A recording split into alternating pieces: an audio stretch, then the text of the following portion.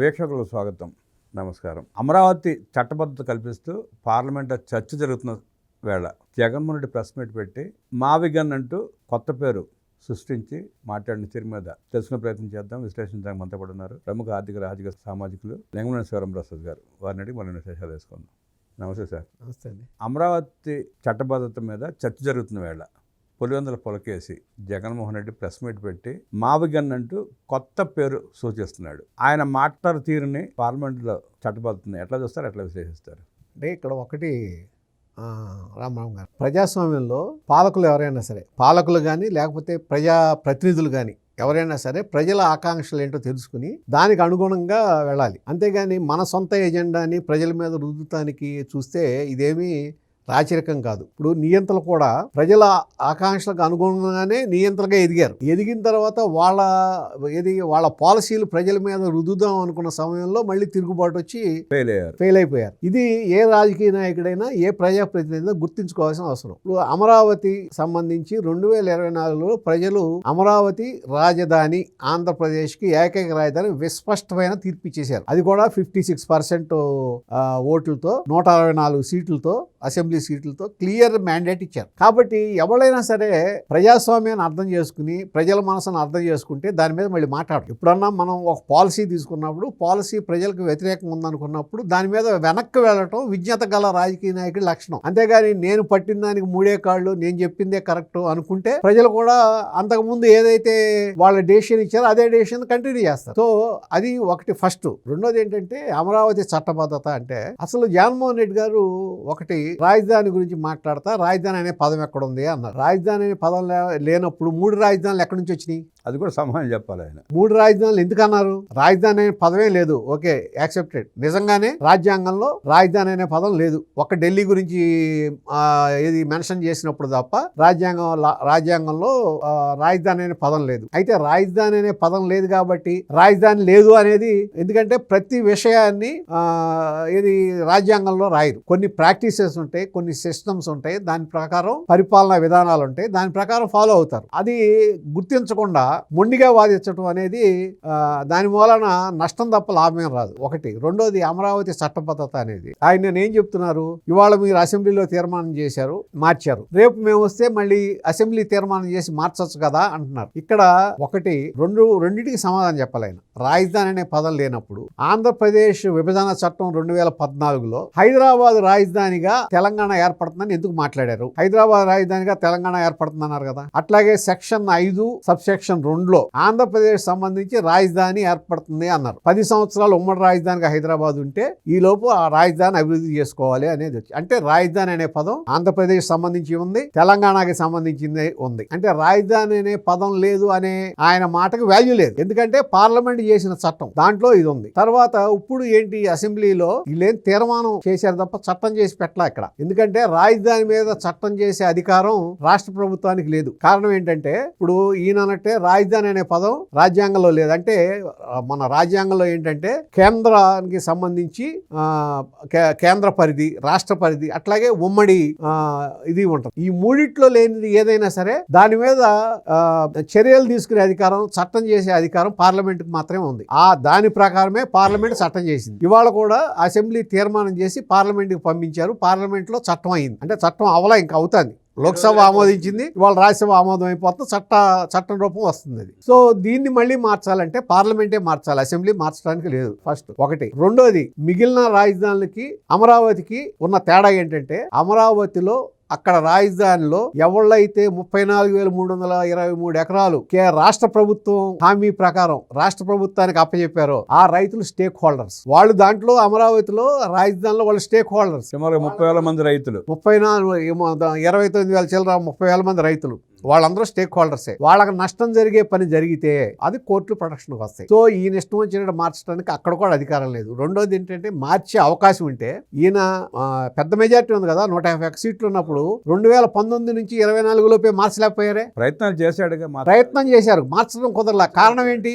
కోర్టులు. దానికి కారణం ఏంటి? రాజధాని రైతుల యొక్క వాళ్ళు స్టేక్ హోల్డర్స్ కాబట్టి వాళ్ళకి నష్టం జరిగే పని చెయ్యాలి అంటే వాళ్ళకి నష్టపరిహారం ఇచ్చి తీరాలి ప్రభుత్వం. ఇక్కడ చంద్రబాబు నాయుడు గారు చేసింది ఆంధ్రప్రదేశ్ ప్రభుత్వం, రాష్ట్ర ప్రభుత్వం చేసింది అది. సో అది కూడా రేపు వాళ్ళకి ప్రొడక్టివ్ గా ఉంటుంది. కాబట్టి ఈయన అనుకున్నట్టు జరిగే అవకాశం లేదు. కాకపోతే ఎందుకు ఇటువంటి బేరాలు? ఇదేమి మన సొంత ఎజెండా కాదు, మన సొంత ఆస్తి కాదు. ప్రజలు తీర్పిచ్చారు, ప్రజలకు ఒక అవకాశం ఇచ్చారు, వాళ్ళ యొక్క మ్యాండేట్ ఏంటని చెప్పారు. దాని ప్రకారం వెళ్ళటం ఎవరైనా సరే ప్రజాస్వామ్యతంగా వెళ్లాల్సిన వాళ్ళు చేయాల్సిన పని అదే. అది కాకుండా ఇప్పుడు అందుకనే ఇప్పుడు కొత్తగా మళ్ళీ ఇంకోటి వచ్చింది, షెడ్యూల్ 9లో పెట్టాలి అని. ఇప్పుడు దీన్ని ఏంటంటే షెడ్యూల్ 9లో పెడితే దానిలో మార్పు చేయాలంటే పార్లమెంటు 2/3 మెజార్టీతో ఉభయ సభలు ఆమోదించాలి. అంటే ఇంకా కొద్దిగా స్ట్రాంగ్ అవుతుంది. అది ఇప్పుడు ఒక డిమాండ్ వచ్చింది ఏంటంటే దీన్ని ఏదైతే ఇప్పుడు ఆమోదించారో ఈ చట్టాన్ని షెడ్యూల్ 9లో చేర్చాలి. ఎందుకంటే ఇప్పుడు తమిళనాడులో 64% రిజర్వేషన్ పెట్టినప్పుడు వాళ్ళు ఏం చేశారంటే షెడ్యూల్ 9లో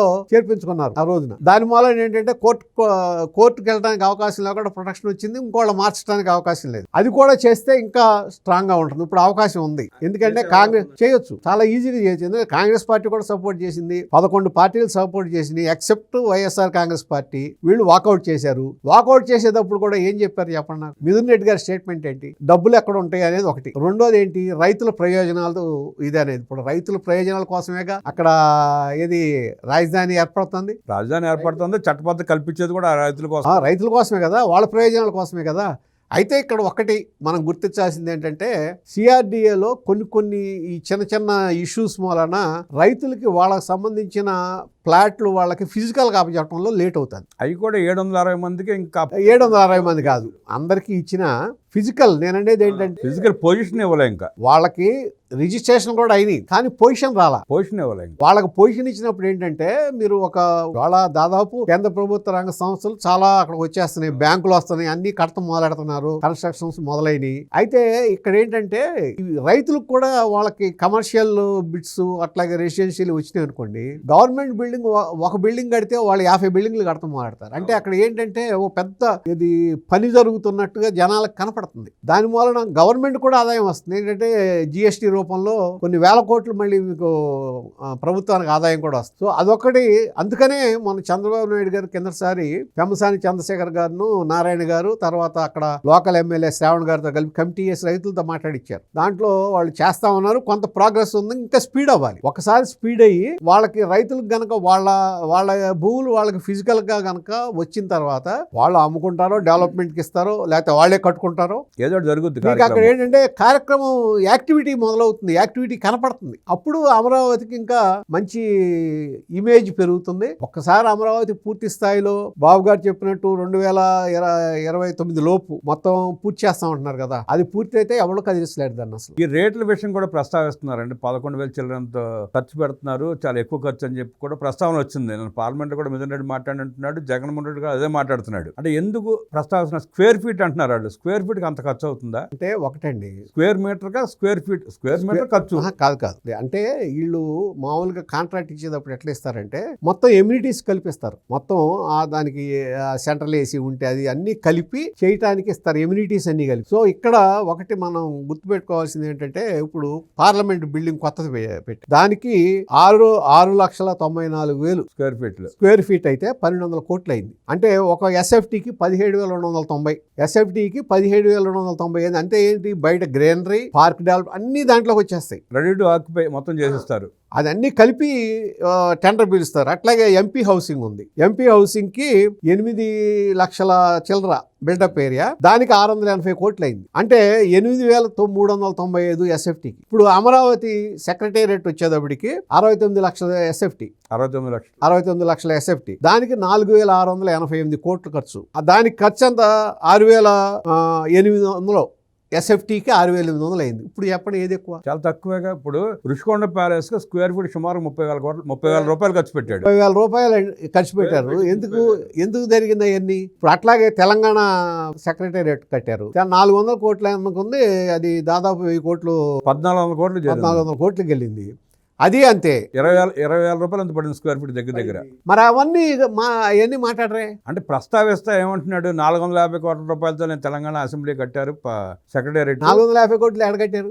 ఆయన అంటాం చెప్పే అబద్ధాలు అట్టా ఉంటాయి. అనేది ఒకటి.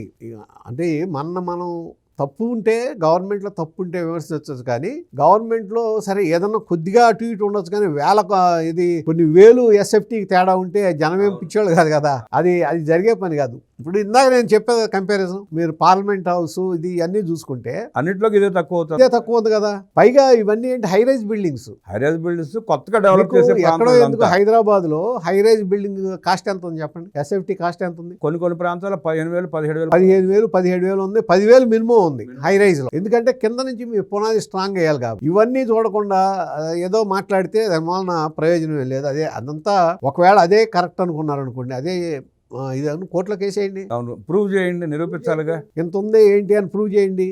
అక్కడ ఏంటంటే మొత్తం డెవలప్మెంట్కి ఆ ఏరియా మొత్తం డెవలప్మెంట్కి కాస్ట్ ఇస్తారు. సరే, అసలు 3 రాజధానులు అన్నాడు, అమరావతి రాజధానికి అవసరం లేదు, పనికిరాదు అన్నాడు, మునిగిపోతుంది అన్నాడు. ఇప్పుడు మళ్ళీ మావిగన్ అని కొత్త పేరు తీసుకొచ్చాడండి సార్. ఎట్లా చూస్తారు దాన్ని? మావిగన్ ఏంటి అసలు, అదేం పేరు కాదు. అంటే ఎట్లా ఉందంటే ఇదేదో ఆఫ్రికన్ కంట్రీ లాగా, ఆఫ్రికన్ దీనిలాగా ఉంది మావిగన్. మీరు బందర్ నుంచి మొదలెట్టుకుని, అంటే మచిలీపట్నం నుంచి మొదలెట్టుకుని గుంటూరు దాకా క్యాపిటల్ అంటున్నారు. ఓకే, ఈయన చెప్పినట్టే క్యాపిటల్ అన్నారు అనుకోండి, మరి ఈయన చెప్పినట్టు డబ్బులు అన్ని నుంచి వస్తాయి? అది చెప్పాలి, సామాన్ చెప్పాలి. అంటే ఎక్కువ ఖర్చు పెట్టాల్సిన అవసరం లేదు, ఆల్రెడీ హైవే అంత అద్భుతంగా తయారైపోయింది, చుట్టూ కొంచెం ల్యాండ్ తీసుకుని కట్టేస్తే అయిపోతుంది. 4 ఏం కడతారు అంటే 140 కిలోమీటర్ల బారు, అక్కడ ఒక బిల్డింగ్, అక్కడ ఒక బిల్డింగ్, ఆఫీస్ కట్టుకుంటే. అవును, ఈ ప్రజలంతా 140 కిలోమీటర్లు ప్రయాణం చేయాలి. కాదు, గుంటూరులో ఒక ఆఫీస్ ఉంటుంది, దానికి సంబంధించిన ఆఫీస్ ఇంకోటి మచిలీపట్నంలో ఉంటుంది.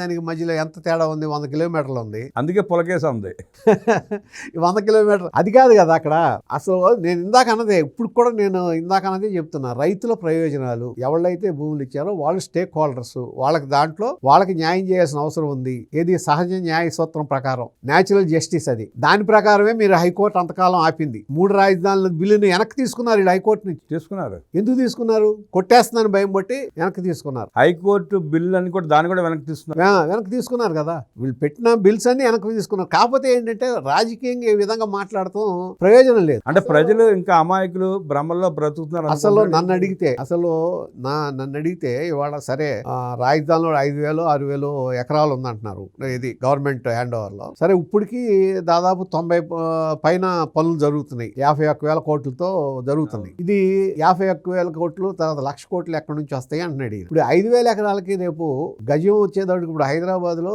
ఎకరం ఇవాళ డెవలప్ అయిన తర్వాత కొన్ని చోట్ల 150 కోట్లు 200 కోట్లకి వెళ్ళిపోయింది. అవును, 2 లక్షలు 3 లక్షల గజం రేట్ ఉంది. అంత రాకపోయినా ఇప్పుడు అక్కడ ప్రజెంట్ 40,000 నడుస్తుంది కదా అమరావతిలో. 40,000 60,000 దాకా ఉంది. 60,000 మధ్యలో నడుస్తుంది. కోర్ ఏరియాలో అయితే 60,000 పైన ఉంది. కోర్ క్యాపిటల్ ఏరియా అయితే 60 అబవ్ ఉంది. దాని ప్రకారం తిరిగి రీపేమెంట్కి అవకాశం వస్తుంది కదా. ఇప్పుడు ఇవన్నీ గవర్నమెంట్ కాంప్లెక్స్లు వచ్చేసి, సెంట్రల్ గవర్నమెంట్ కాంప్లెక్స్లు వచ్చి, బ్యాంక్ సంబంధించి, నేను మొన్న అమరావతి చూశాను, బ్యాంకింగ్ సంబంధించినవి ఒకే ఏరియాలో ఉన్నాయి. వాళ్ళకి నాబార్డ్ కానీ, state bank of India, bank of Baroda మొత్తం ఒకే ప్రాంతంలో వరుసనే ఉన్నాయి. అది చూస్తానికి కూడా బాగుంది. రేపు పొద్దున ఎన్ని బిల్డింగ్స్ మొదలైన తర్వాత దానికోసం, ఆ పనుల కోసం వచ్చే ప్రజలు, తర్వాత వాటి కోసం బిజినెస్ డెవలప్మెంట్, ఇవన్నీ కూడా కలిపితే అమరావతిలో ఆటోమేటిక్గా మీకు ఇది పెరిగిపోతుంది, బిజీ అయిపోతుంది అమరావతి. అప్పుడు కానీ మీకు దాని ఒరిజినల్ షేప్ ఏంటో కనపడదు. అట్లా అంటే వీళ్ళకి ఈ 2 ఏళ్ళు 3 ఏళ్ళు ఓపికగా ఉండి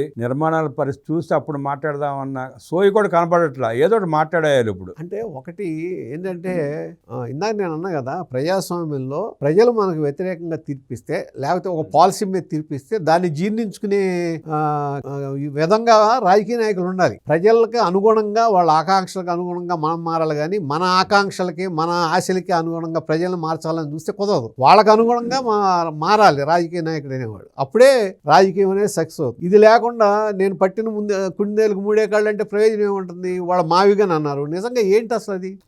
మచిలీపట్నం నుంచి మొదలెట్టి గుంటూరు వరకు క్యాపిటల్ ఏరియా ఏమన్నారు? అసలు దాన్ని ఏమనాలి?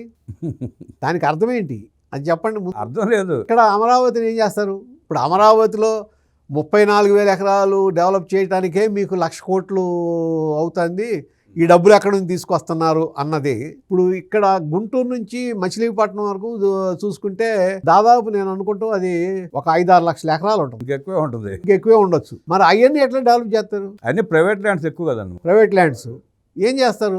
అసలు దానికి అర్థం ఏంటి? అంటే ఏంటంటే అక్కడ రీజనల్ ఫీలింగ్ రెచ్చగొట్టాలని తప్ప యాక్చువల్గా చెప్పాలంటే మొన్న ఏదో బొత్స సత్యనారాయణ గారు మాట్లాడుతున్నాడు, సరే ధర్మాన ప్రసాదరావు గారు ఏంటంటే రీజనల్ ఫీలింగ్తో మాట్లాడుతున్నారు. ఒకటి 3 రీజియన్స్గా పెట్టారు కదా, ఉత్తరాంధ్ర రీజన్, తర్వాత అమరావతి, విశాఖ, అమరావతి, తిరుపతి రీజన్ చేశారు, తిరుపతి రీజియన్ చేశారు. Growth corridor. గ్రోత్ కారిడార్స్లో వెనకబడింది అమరావతి. డెఫినెట్గా మీరు దాంట్లో మీరు దీనికి ఏ గణాంకాల ప్రకారం తీసుకున్నా వెనకబడింది అమరావతి. మీరు వైజాగ్ తీసుకోండి, వాళ్ళ ఆర్సిలార్ మిట్టల్ 1,00,000 ఉద్యోగాలు వస్తాయి. తర్వాత గూగుల్లో డేటా సెంటర్ అది మొదలవుతుంది, అది 1,00,000 ఉద్యోగాలు వస్తున్నాయి. తర్వాత ఇంకా అదాని డేటా సెంటర్ ఒకటి వస్తుంది. పోర్టు, మూలపేట పోర్టు, అంటే భోగాపురం ఎయిర్పోర్ట్ మన ఉద్యోగాలు రాకపోయినా మూలపేట మూలన డెఫినెట్ గా వస్తుంది. అంటే భోగాపురం ఎయిర్పోర్ట్ మీకు 3-4 వేల ఉద్యోగాలు ఈజీగా వస్తాయి. మంచి ఇవన్నీ చూసుకుంటే దాదాపు 4-5 లక్షల పైన ఉద్యోగాలు ఓన్లీ ఉత్తరాంధ్ర రీజియన్ లో, విశాఖ రీజియన్ లో రావటానికి 5-6 కంపెనీలతోనే. అట్లాగే మీకు రాయలసీమ తీసుకోండి, రాయలసీమలో ఓ పక్కన మీకు సోలార్ పవర్ ప్లాంట్స్, తర్వాత ఈ ఆటోమొబైల్ ఇండస్ట్రీ, తర్వాత సెల్ ఫోన్ సిటీ, ఇవన్నీ తీసుకుంటే అక్కడ డెవలప్మెంట్, డ్రోన్ సిటీ, తర్వాత ఇవన్నీ తీసుకుంటున్నారు. తర్వాత అట్లాగే వ్యవసాయంలో అభివృద్ధి చెందుతున్నాయి, డిఫెన్స్ ఇండస్ట్రీస్ కూడా, డిఫెన్స్ ఇండస్ట్రీస్ ఇన్ని వస్తున్నాయి. అక్కడ అమరావతిలో ఏం వస్తున్నాయి చూపిస్తాను నాకు. అంటే ఇప్పుడు క్వాంటమ్ కంప్యూటింగ్ ఇవన్నీ వస్తున్నాయి.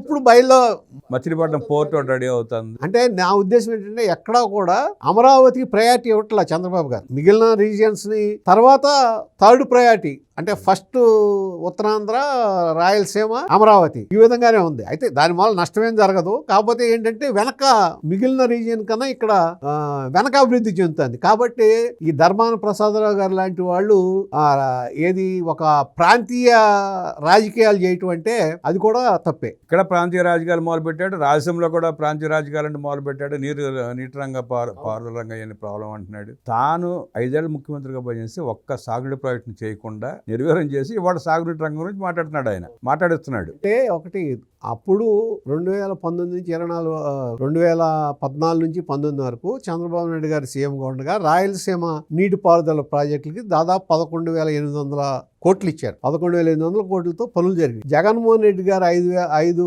సంవత్సరాల హయాంలో 2,500 కోట్లే ఖర్చు అయింది. అక్కడ 2,500 కోట్లే. గమ్మత్తుగా 2,500 కోట్లోనండి 1,000 కోట్ల రూపాయలు రాయలసీమ లిఫ్ట్ ఇరిగేషన్ పేరిట పెద్ద గొయ్యి తవ్వాడు, దాన్ని ఖర్చు పెట్టాడు. అక్కడ డెవలప్మెంట్ అది ప్రత్యక్షంగా జనాలకు కనపడుతుంది. మనం ఎన్ని చెప్పుకున్నా, ఎన్ని మాటలు మాట్లాడినా అక్కడ ఏం జరుగుతుంది అనేది ప్రత్యక్షంగా కనపడుతుంది. జరుగుతున్న రాజకీయాలని ప్రజలు గమనిస్తున్నారని, ఎవరు చేసిన అభివృద్ధి కార్యక్రమాలు ఏ స్థాయిలో ఉన్నాయో, ప్రజలు జీవన విధానానికి అనుగుణంగా ఎవరు వ్యవహరిస్తున్నారో స్పష్టంగా తెలుసుంటూ విశ్లేషించిన శివరాం ప్రసాద్ గారికి ధన్యవాదాలు తెలియజేస్తూ నమస్కారం.